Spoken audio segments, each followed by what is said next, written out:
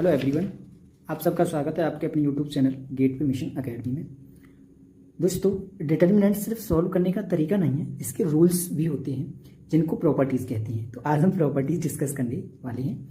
अगर ये प्रॉपर्टीज़ आपकी पकड़ बना ली तो बड़े से बड़ा डिटर्मिनेंट सेकेंड में सॉल्व हो जाएगा।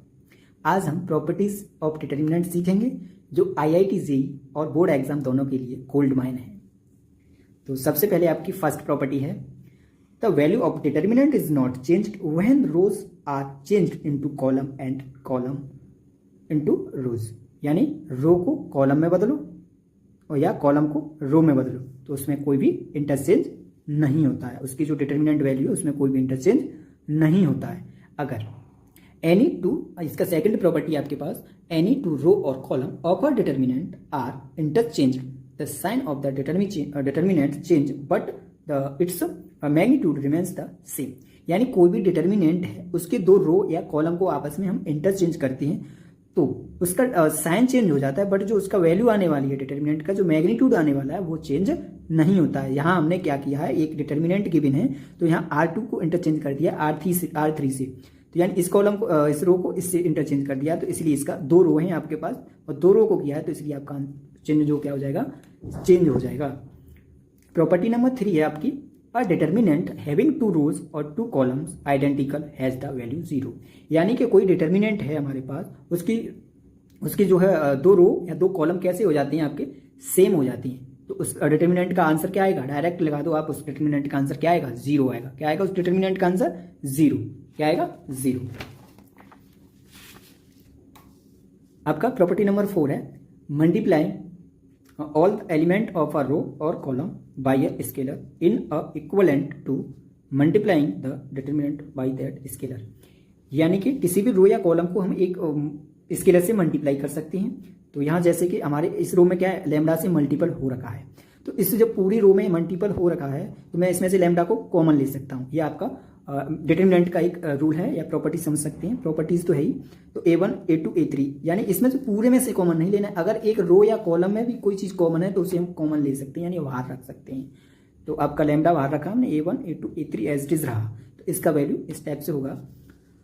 अगर देखिएगा हमारे पास, अगर तीनों रो या कॉलम समझ सकते हो, तीनों में क्या हो रहा है, मल्टीप्लीकेशन हो रहा है, तो यहाँ से हम जो लैम्डा इसमें से कॉमन आएगा, इसमें से होगा, इसमें से आएगा, तो क्या हो जाएगा, लैम्डा क्यूब, और जो बाकी डिटर्मिनेंट बचा वो एज इट इज सेम। तो आपका ये डिटर्मिनेंट 4 कह रहा है।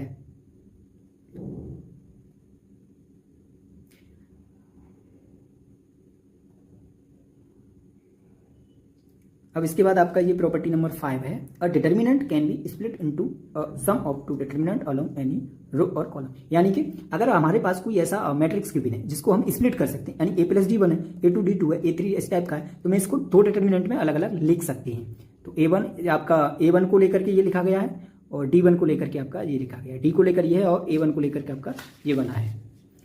तो इसके बाद आपका प्रॉपर्टी नंबर 6 है, if you add or subtract to each element of row of a determinant the corresponding element of another row या column multiplied by the same amount then the value of the determinant does not change। यानी उसकी जो value है उसमें कोई भी change नहीं होता है। तो इसको आप एग्जाम्पल के जरिए समझते हैं।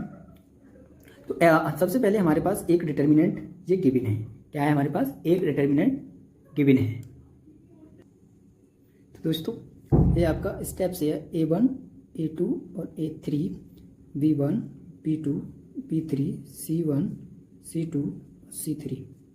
अगर इस टाइप का मेरे पास डिटर्मिनेंट गिवन है तो A1 मैं इसको किस टाइप से लिख सकता हूँ, M में मल्टीपल करके बाद इसमें जोड़ सकते हैं। यानी आपका जो रो नंबर 2 है उसमें मैंने क्या किया, M से मल्टीप्लाई किया R2 में और A के साथ ऐड कर दिया, तो इस टाइप से हम इसको लिख सकते हैं। तो इसकी वैल्यू में कोई भी फर्क नहीं पड़ता है, यानी इसका डिटर्मिनेंट और इसका डिटर्मिनेंट क्या आएगा, आपका सेम आएगा। It should be kept in mind that when using P6, जो प्रॉपर्टी अभी यूज कर रहे हैं, एट लीस्ट वन रो या कॉलम शुड रिमेन अनचेंज। यानी आपको एक रो या कॉलम को कोई भी चेंज नहीं करना है, यानी एक रो को या कॉलम को आपको सेम ही रखना है। दो को आप ऐसे जोड़ के स्केलर से मल्टीप्लाई कर सकते हैं, जोड़ सकते हैं और माइनस कर सकते हैं आप।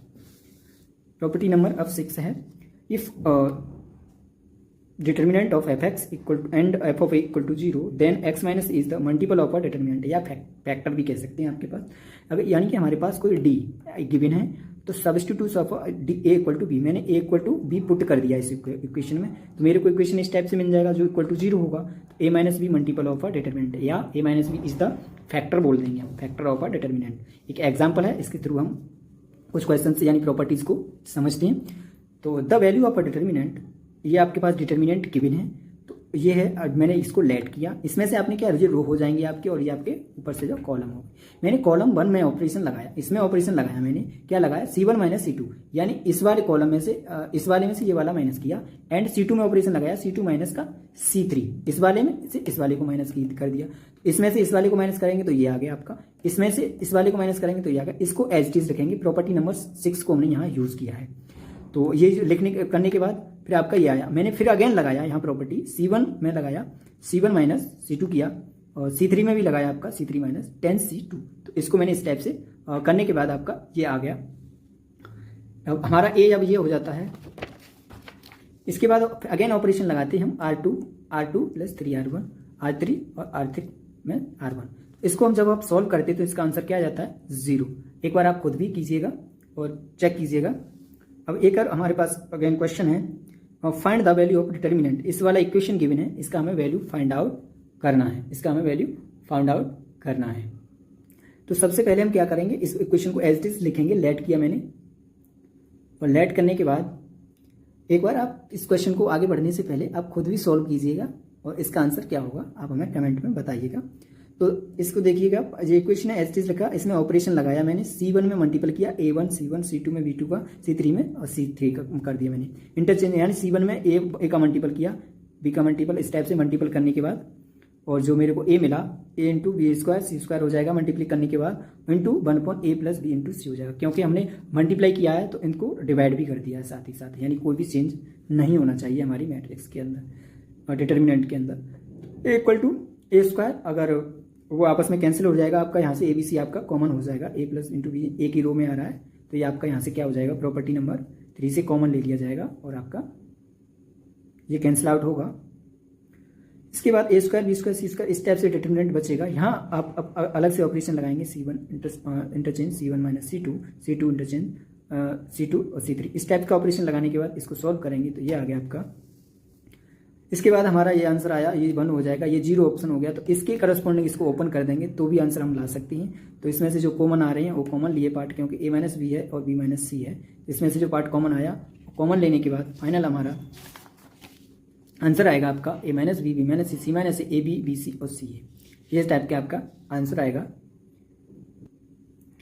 उम्मीद है कि आपको ये वीडियो पसंद आई होगी। अगर आपको ये वीडियो पसंद आई तो सब्सक्राइब करें, लाइक करें, अपने दोस्तों के साथ शेयर करें। हमारे साथ जुड़ने के लिए धन्यवाद। मिलती है नेक्स्ट वीडियो में। Take care and bye bye.